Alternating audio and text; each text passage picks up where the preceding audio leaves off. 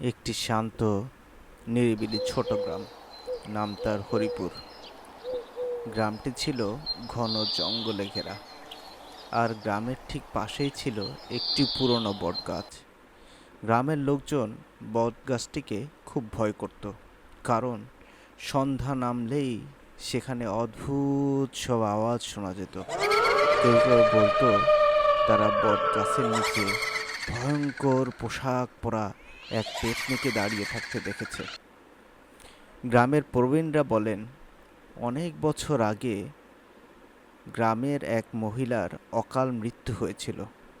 তার নাম ছিল সুভদ্রা। একদিন এক ভয়ানক ঝড়ে সুভদ্রা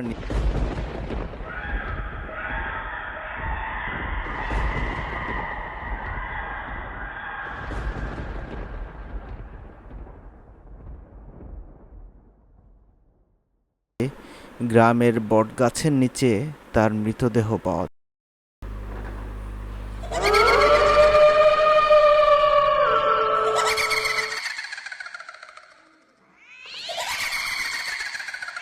বিশ্বাস করে সুভদ্রার আত্মা সে বটগাছে বন্দী হয়ে গেছে।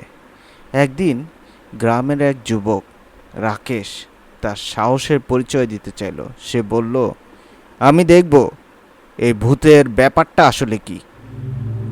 রাতেই সে সবার নির্দেশ অমান্য করে বটগাছের দিকে এগিয়ে গেল। তার হাতে ছিল একটি মশাল। বটগাছের নিচে পৌঁছাতে পৌঁছাতে সে ভয় পেতে শুরু করে। হঠাৎ সে শুনল কেউ যেন তার নাম ধরে ডাকছে, রাকেশ, এই রাকেশ। রাকেশ ভয় পেয়ে তাকালো। দেখলো ভয়ঙ্কর পোশাক পরা এক মহিলা তার দিকে তাকিয়ে হাসছে। রাকেশের গা শিরশির করে উঠল। সে মহিলাকে জিজ্ঞেস করলো, তুই কে?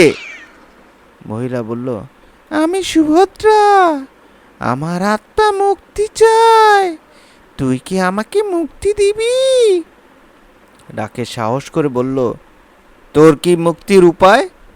সুভদ্রা বলল, বটগাছের নিচে এক পুরানো নথি আছে, সেই পুঁথিতে আমার মুক্তির মন্ত্র লেখা আছে।